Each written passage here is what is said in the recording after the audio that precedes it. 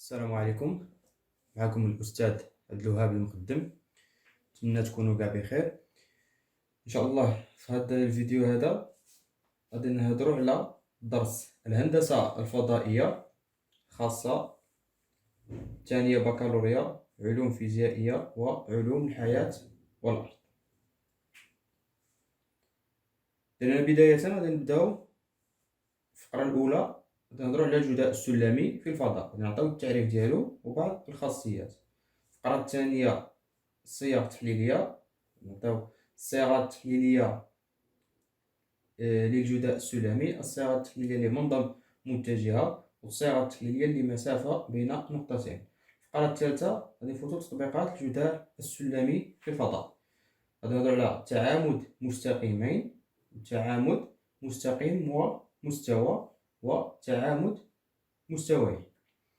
الفقرة الرابعة غادي نهضرو على معادلات مستوى محدد بنقطة ومتجهة منظمية عليه، غادي نهضرو عاود حتى على مسافة نقطة عن مستوى. الفقرة الخامسة غادي نهضرو على دراسة تحليلية للفلكة، غادي نهضرو على معادلة ديكارتية للفلكة معرفة بمركزها وشعاعها، ومعادلة ديكارتية للفلكة معرفة بأحد أقطارها. الفقرة السادسة نهضرو على دراسة مجموعة النقاط بحيث x أس 2 زائد y أس 2 زائد z أس 2 زائد ax زائد b y زائد c زائد d تساوي الصفر. الفقرة السابعة غادي نهضرو على تقاطع فلكة ومستقيم، والفقرة الأخيرة تقاطع فلكة ومستوى. نبداو تعريف الجداء السلمي.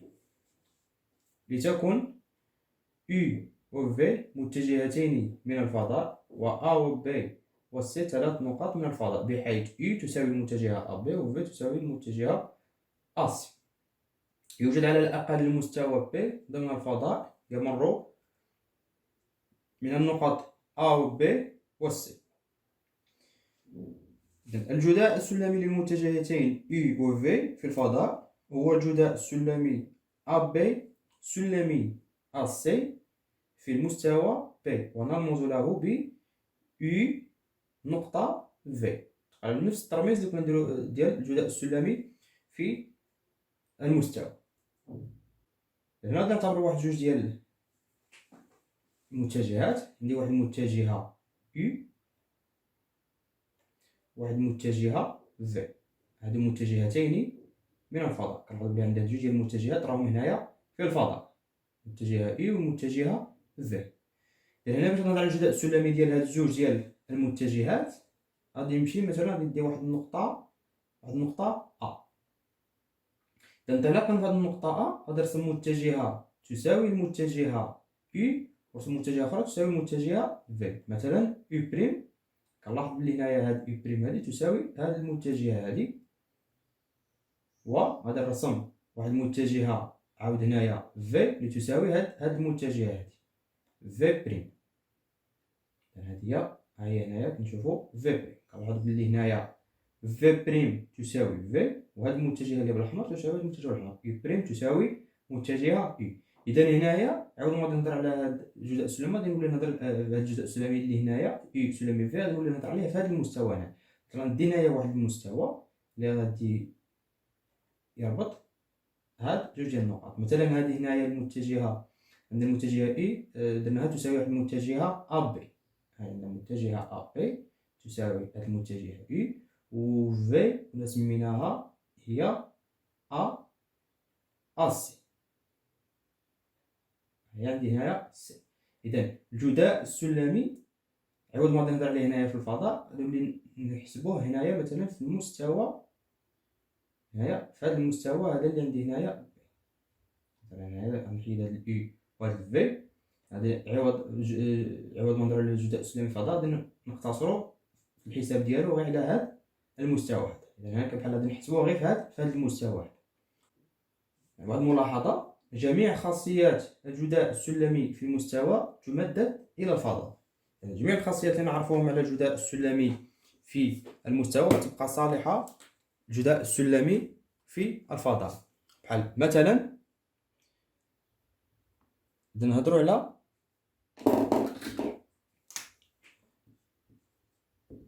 التماثلية. واش كنقصدو بالتماثلية؟ كنقصدو بها إلا كان عندنا واحد U و V متجهتان، يعني U و V متجهتين من الفضاء، إذن U سلمي V، هنا غادي نديو U و V و W، ثلاث متجهات من الفضاء، و كعدد حقيقي. إذا التماثلية إذا كانت عندي U سلمي V تساوي هي V سلمي U، هذه اللي كنقصدو بها التماثلية. غادي نهضرو على الخطانية. الخطانية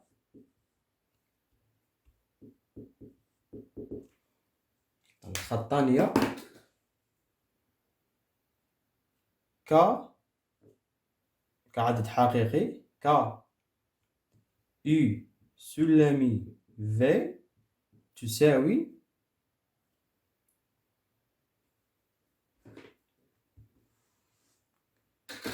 غادي نفوتو الخاصية الثانية هي الخطانية. الخطانية يعني اللي كان عندي U سلمي V، يعني متجهة U سلمي V، هذه تساوي في U سلمي V، و U سلمي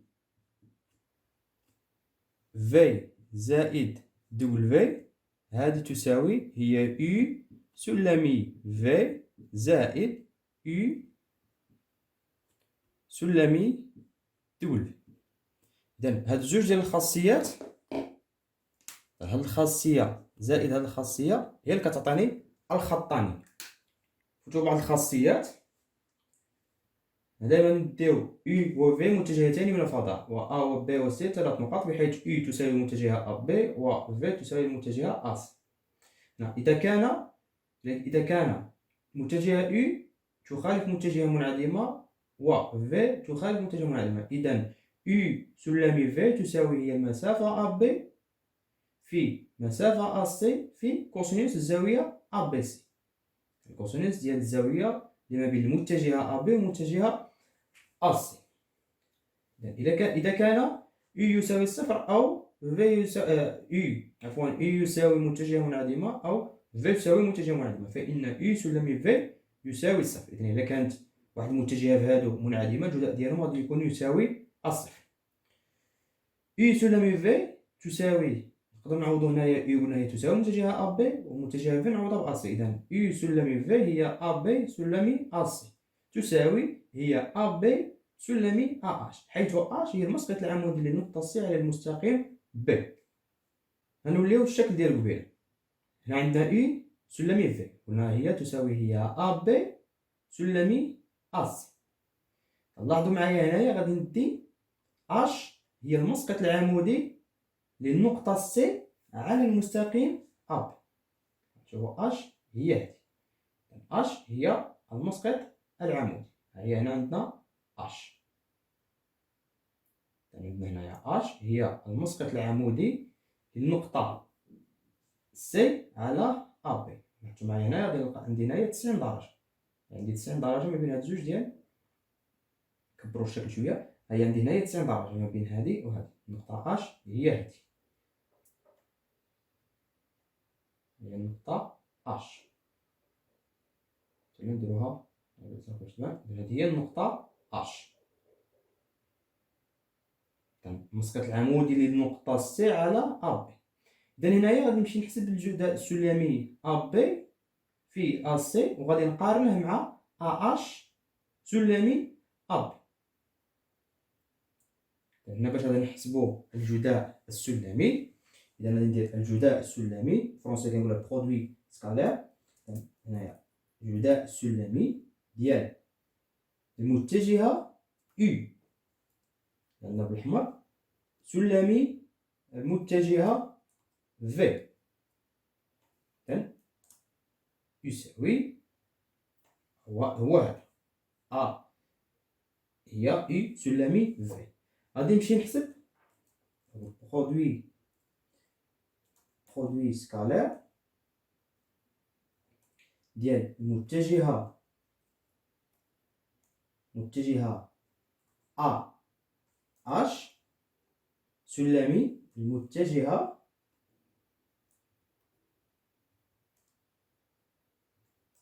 أ بي. إذا غادي نشوف النتيجة شحال تعطينا. لاحظنا هنا عندنا نفس النتيجة. إذا أ بي سلمي أ سي يساوي هو أ اش سلمي أ بي. في التعريف ديال منظم متجهة، لتكون إي متجهة من الفضاء بطبيعة الحال، و أ و بي نقطتين من الفضاء، حيث إي تساوي متجهة أ. العدد الحقيقي إي سلمي إي. إذا إي سلمي إي يسمى مربع سلمي إي، ويكتب إي أس 2. إذا عوض ما نكتبو هنايا إي سلمي إي غترمزوها إي أس 2. إي أس 2 تساوي هي مسافة أ بي أس 2. العدد الحقيقي الموجب جذر إي أس 2 يسمى منظم المتجهة إي، ونكتب منظم ديال المتجهة كنرمزو بهذا الرمز هذا، كنديرو إي ما بين جوج ديال العرضات. إذا المنظم تاع المتجهة إي يساوي هو جذر إي أس 2. إذا نفوتو الصيغة التحليلية لجداء السلمي. إذا في كل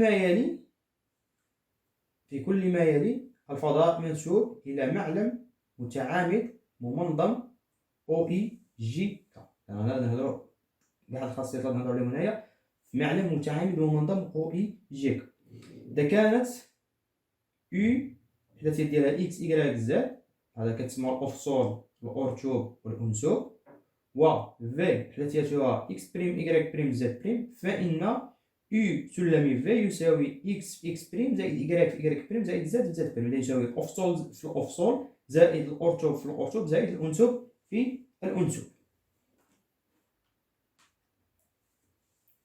دار الملاحظة، إذا كانت أو حداثياتها هما إكس إكغيك زد، فإن أو سلمي إي، الإي هي المتجهة ديال هي في الأساس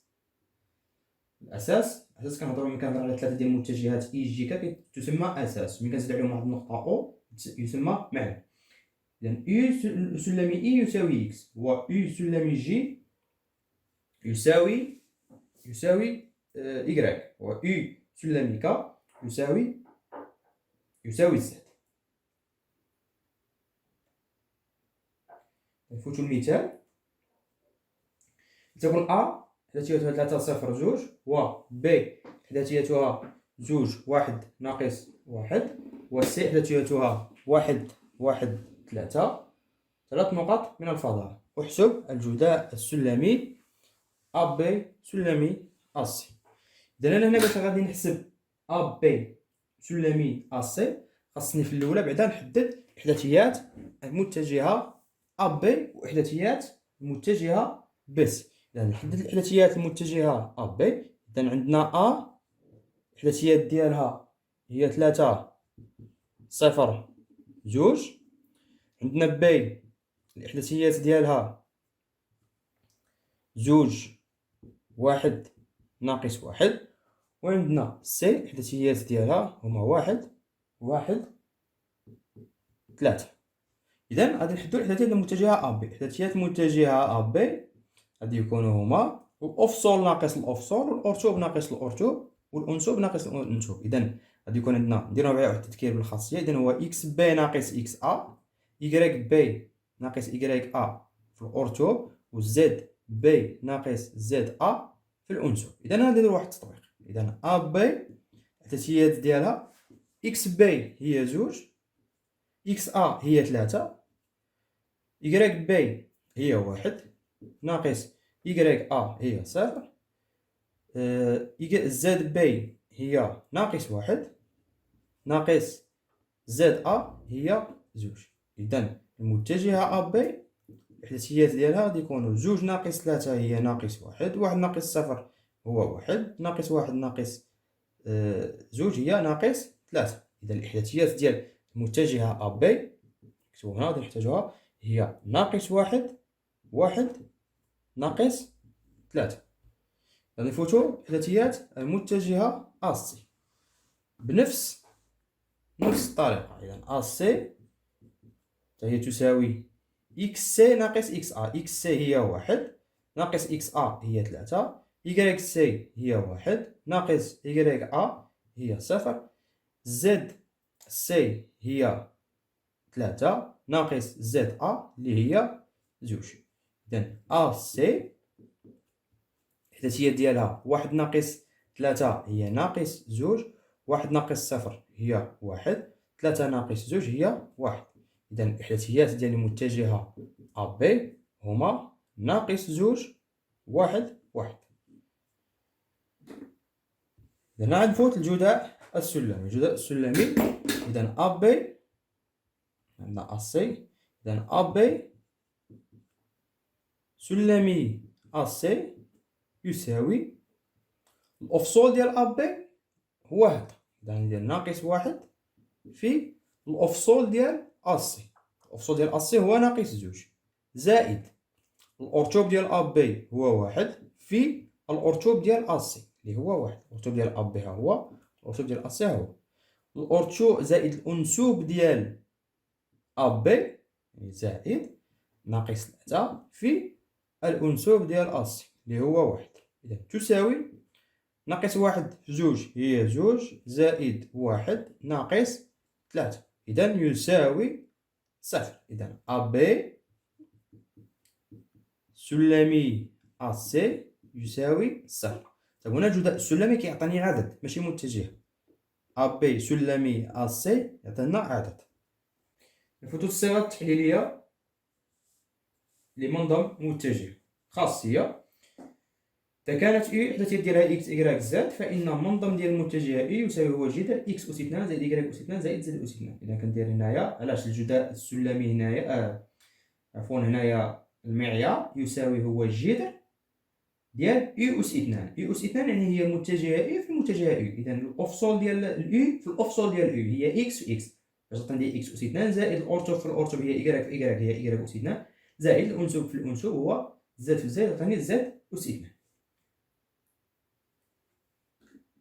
نفوتو المثال. لتكن U متجهة من الفضاء و U عندنا U تساوي 4i ناقص 3 ك. إذا ديال المتجهة U. السؤال هو نحسبو المنظم ديال المتجهة U. درنا هنايا الإحداثيات يا إما كيعطيوه لنا مكتوبين بحال مثلا نهضرو بصفة عامة فاش كتكون عندي U الإحداثيات ديالها A B C. واحد المتجهة U الإحداثيات ديالها A B C.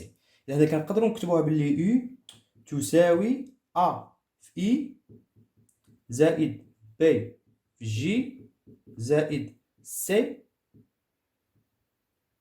في المتجهة K. إذا هنا المتجهة U كنكتبها بدلالة متجهات ديال الأساس. الأساس اللي عندنا هنايا هو EGK. إذا غادي نحاولوا نطبقوا هذه على هنايا. إذا الإي في هذه الحالة هذه هنايا إي. إذا الإي الإحداثيات ديالها شحال غادي يكونوا؟ غادي يكونوا 4. الإي هو اللي كيكون في الإكس اللي مع الجي هو اللي كيكون في الأورتو. إذا هنايا ما عندناش الجي إذا عندي 0 وناقص 3 غادي يكون عندي في الأنسوب لحقاش راه مع الك. إذا هذا هي المتجهة U. إذا المنظم ديال المتجهة U تطبيق مباشر للخاصية. إذا تساوي هي جذر 4 أس 2 زائد 0 أس 2 زائد ناقص 3 أس 2. طيب هنا غادي نكتب ناقص 3 نكتبها بين قوسين منديروش بحال هكا ناقص 3 أس 2 هذا خطأ. كندير هنا زائد هاد اللي عندي تاع القاعدة هنا ناقص 3 أس 2 لقاش عندنا الإكراك هنا الزاد هنا يساوي ناقص 3 خصني ندير ناقص 3 كاملة أس 2. إذا المنظم المتجهة U يساوي هو جذر 4 أس 2 هي 16 زائد 0 هي 16 زائد 9. إذا تساوي هي جذر 25. إذا تساوي 5. إذا من ضمن المتجهة إي يساوي 5. غادي نفوتو للصيغة التحليلية لمسافة بين نقطتين. الصيغة التحليلية لمسافة بين نقطتين هي بكل بساطة هي المسافة أ. المسافة أ بي هي المنظم ديال المتجهة أ بي. إذا مسافة أ بي تساوي هي جذر إكس بي ناقص إكس أ أس 2. إذا هذا كيمثل لي هو الأقصون ديال المتجهة أ بي أس 2 زائد الأرتوب ديال المتجهة أ بي أس 2 زائد الأنسوب ديال المتجهة أ بي أس 2. إذا هذا هو المسافة بين نقطتين.